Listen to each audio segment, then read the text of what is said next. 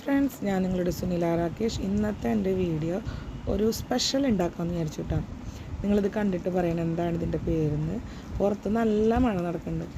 അപ്പോൾ പോപ്കോണില്ലേ, മക്കൈ എന്ന് ഇവിടെ പറയാം, അത് വാങ്ങിച്ചു കൊണ്ടുവന്നു സ്കൂളിൽ വിട്ട് വരുമ്പോൾ.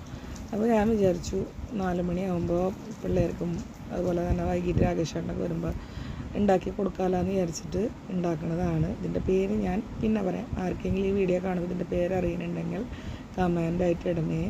ഇതിനാവശ്യമുള്ള സാധനം നമ്മുടെ മക്കൈ അല്ലെങ്കിൽ പോപ്കോൺ. അത് ഇവിടെ ദേശി അതുപോലെ അമേരിക്കൻ എന്നൊക്കെ പറയുന്നുണ്ട്. അപ്പോൾ ഇത് അമേരിക്കനാണ്. ഇതിങ്ങനെ ഞെക്കിയിട്ടുണ്ടെങ്കിൽ തന്നെ ഒറ്റ ഇതിന് കണ്ട നല്ല ഇതാവും. ഒന്ന് ആവിയിൽ വേവിച്ചതാണ് കേട്ടോ. അത് കഴിഞ്ഞ് ഒരു എനിക്ക് മക്കായി എന്നാണ് വായിൽ വരുന്നത് ഇവിടെ പറഞ്ഞിട്ട് 2 മക്കായി നടുമുറിച്ച് വേവിച്ചതാണ്. ഒരു 5-10 മിനിറ്റ് ഒന്ന് ആവിയിൽ കയറ്റിയതാണ് കേട്ടോ. പിന്നെ ഉപ്പ്, ഗരം മസാല, പിന്നെ കുറച്ച് വെളുത്ത എള്ള്, കറുത്ത എള്ള് യൂസ് ചെയ്യാം. പിന്നെ നമ്മുടെ കടലമാവ്, ഇത്രയാണ് വേണ്ടത്. പിന്നെ മുളക് പൊടി, മഞ്ഞൾപ്പൊടി, ഇതൊക്കെ വേണണ്ട. അപ്പോൾ ആദ്യം തന്നെ എന്താ ചെയ്യുക, ഈ കടലമാവ് ഞാൻ എടുത്ത് വെച്ചത് ഇതിലേക്ക് ഇടണം കേട്ടോ.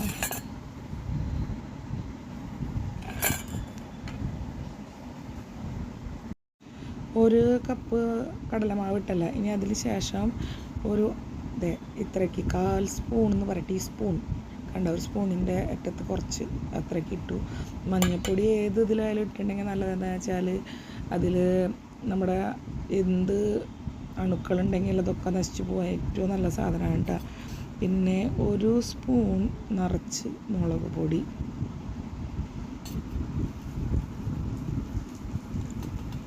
കുറച്ചും കൂടി ഇട്ടു കേട്ടോ. കാരണം ഇവിടെ എരിവ് കൂടുതൽ ഇഷ്ടമാണ്, അത് കാരണം ഒരു തരി അത്രയ്ക്ക് തന്നെ ഉള്ളൂ കേട്ടോ. പിന്നെ ഒരു സ്പൂൺ എള്ളിട്ടു, കണ്ട എള്ള്. പിന്നെ ഗരം മസാല ഇതിട്ടിട്ടുണ്ട്. ഇത് ഒരു സ്പൂൺ തികച്ചില്ല. പിന്നെ ആവശ്യത്തിന് ഉപ്പ്, ഇതാണ് വേണ്ടത് കേട്ടോ, ആവശ്യത്തിന് ഉപ്പ്. ഇനി ഇത് നന്നായി ഇളക്കി മിക്സ് ചെയ്യാം. വേണമെങ്കിൽ കായപ്പൊടി ഇടാം കേട്ടോ, ഓപ്ഷണലാണ്. കായപ്പൊടി ഗ്യാസിൻ്റെയൊക്കെ ഒരു ഇതിന് വേണ്ടിയിട്ടാണ്. ഇനി വെള്ളം ഒഴിച്ച് നന്നായി മിക്സ് ചെയ്യണേ. ഞാൻ ഇത്രയ്ക്ക് കായപ്പൊടി ചേർത്തിട്ടുണ്ട് കേട്ടോ. ഇനി നന്നായി ഒന്ന് മിക്സ് ചെയ്തിട്ട് ഇനി വെള്ളം ഒഴിച്ച് കൊടുക്കാം കേട്ടോ.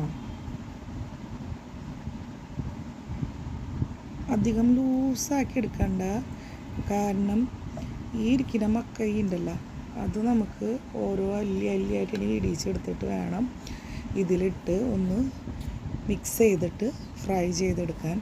അത് കാരണം അധികം ഇതാക്കണ്ട. കോൺ ഇങ്ങനെ നുള്ളി ഇങ്ങനെ എടുത്തുട്ടാ ഓരോ അല്ലികളായിട്ട്.